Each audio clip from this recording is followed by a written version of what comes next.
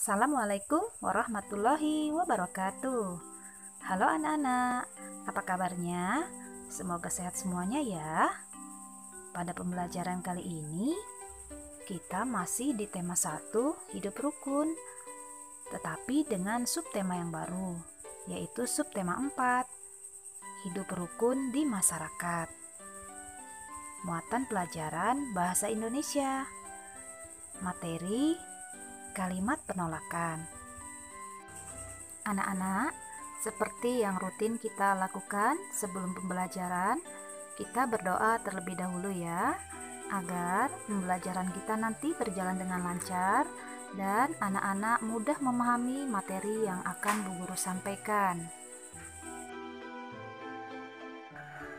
Adapun tujuan pembelajaran ini adalah 1. Menyebutkan kalimat penolakan pada teks. 2. Mengidentifikasi kalimat penolakan dalam percakapan. 3. Menyebutkan kalimat penolakan dalam percakapan. 4. Menyampaikan penolakan dalam kalimat sederhana. 5. Mengidentifikasi kalimat penolakan dalam dongeng. Sudah tahu belum kalimat penolakan? Kalimat penolakan adalah kalimat yang menunjukkan tidak setuju, kurang setuju, kurang sependapat dengan suatu hal. Ketika menolak sesuatu, kita harus menggunakan bahasa yang santun. Kalimat penolakan memiliki ciri atau ditandai dengan kata maaf, tidak, atau terima kasih. Perhatikan contoh kalimat penolakan berikut. Misalkan kamu diajak temanmu bermain. Nah, kamu tidak bisa memenuhi ajakan tersebut. Kamu bisa mengatakan, "Maaf, saya tidak bisa karena saya harus membantu ibu menjaga adik." Atau misalkan kamu diberi makanan oleh temanmu. Nah, kalimat penolakannya tidak, terima kasih. Nah, seperti itu ya anak-anak. Sekarang bukalah bukumu halaman 142. Kita akan menyebutkan kalimat penolakan pada teks tersebut ya. Membuang sampah di tempat sampah. Udin selalu menjaga kebersihan. Sampah-sampah yang berserakan dibuang di tempat sampah. Sebaiknya Badu tidak menjaga kebersihan rumah. Badu membuang sampah ke dalam got. Buang saja sampahmu ke dalam got dekat rumah. Ajak Badu kepada Udin. Tidak mau nanti air got menjadi tergenang dan bau. Jawab Udin. Badu menyadari bahwa perbuatannya tidak baik. Ia minta maaf kepada Udin. Badu juga berterima kasih kepada Udin karena sudah mengingatkan agar tidak membuang sampah sembarangan. Udin menolak ajakan Badu untuk membuang sampah ke dalam got. Nah, kalimat penolakan pada teks membuang sampah di tempat sampah adalah tidak mau nanti air got menjadi tergenang dan bau. Mari kita amati gambar di halaman 143. Urutkan gambar sehingga menjadi sebuah cerita. Caranya, baca terlebih dahulu cerita tersebut pada masing-masing gambar ya. Kemudian diurutkan. Nah, gambar pertama, Badu menyarankan Udin untuk membuang sampah di got. Gambar kedua, Udin menolak. Sedangkan gambar ketiga, Badu berterima kasih kepada Udin karena diingatkan. Nah, urutan gambar sehingga menjadi sebuah cerita adalah yang ini ya.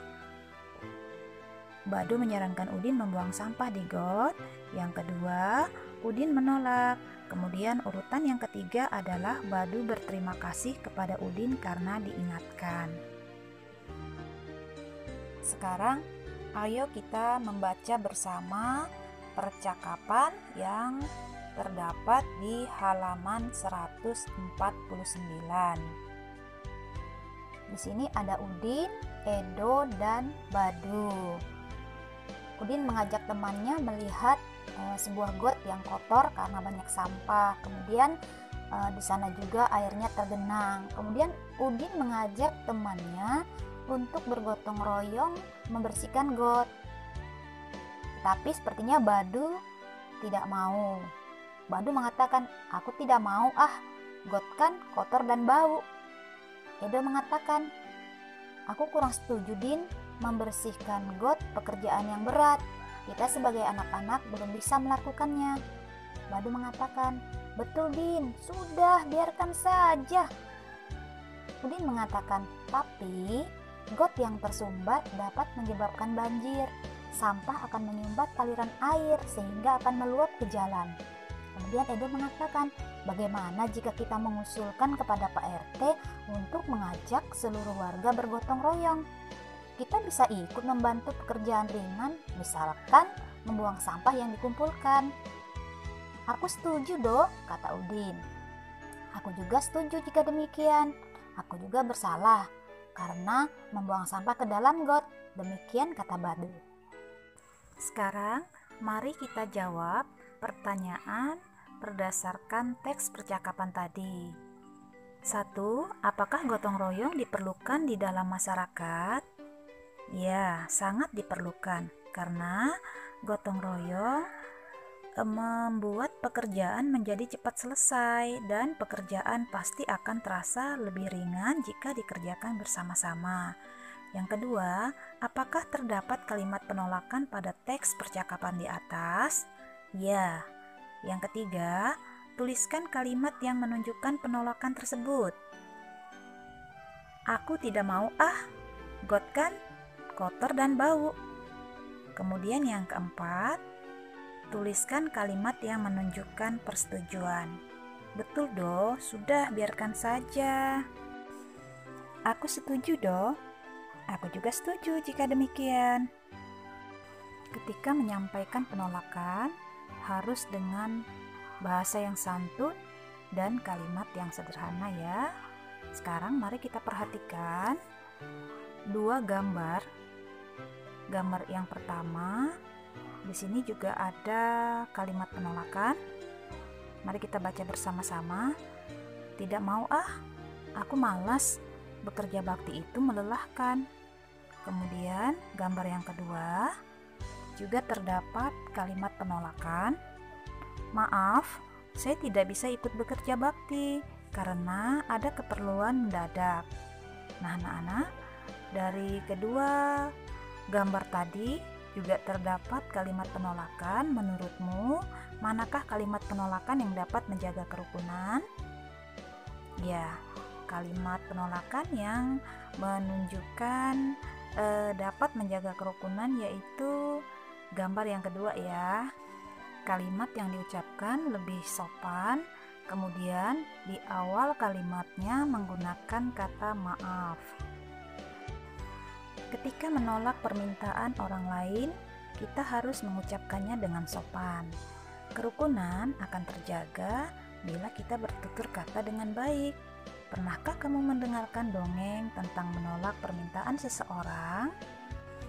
Sekarang, mari kita simak dongeng berikut ini dengan cermat ya. Kisah JJ si jerapah. Di padang rumput yang luas hiduplah sekelompok jerapah. Ada jerapah bernama JJ dan Jojo. JJ bersifat sombong karena merasa tubuhnya paling tinggi. Jojo bersifat baik hati.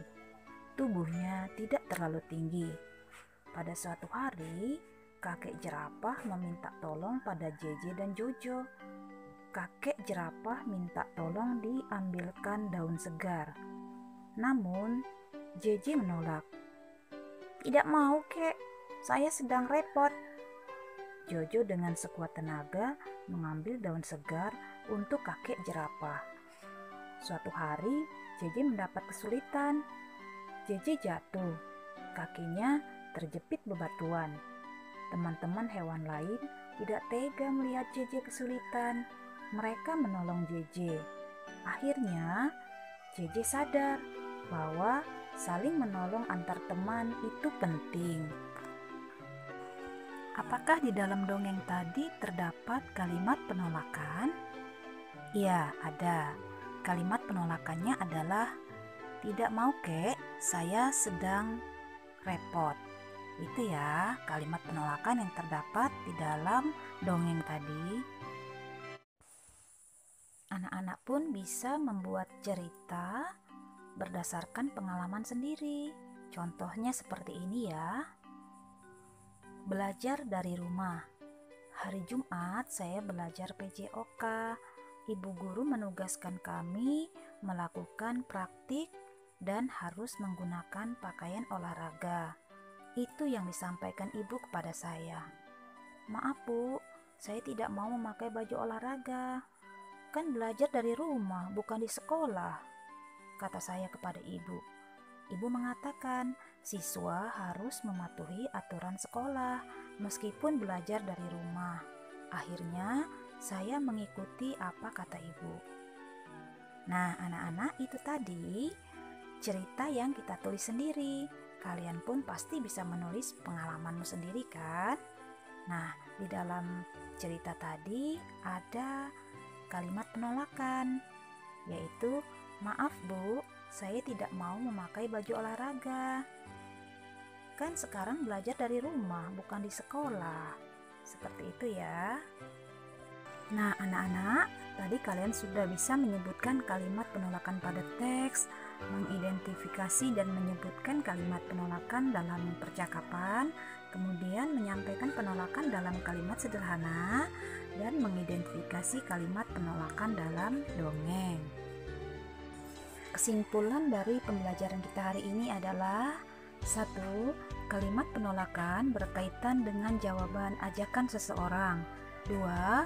Kalimat penolakan ditandai dengan kata tidak, dapat ditambah kata maaf, terima kasih, lain kali ya. Yang ketiga, kalimat penolakan dapat ditemukan pada teks, baik pada bacaan maupun percakapan dan dongeng. Nah, tugasmu adalah buatlah sebuah cerita yang di dalam cerita tersebut terdapat kalimat penolakan. Cerita bisa berasal dari pengalamanmu sehari-hari.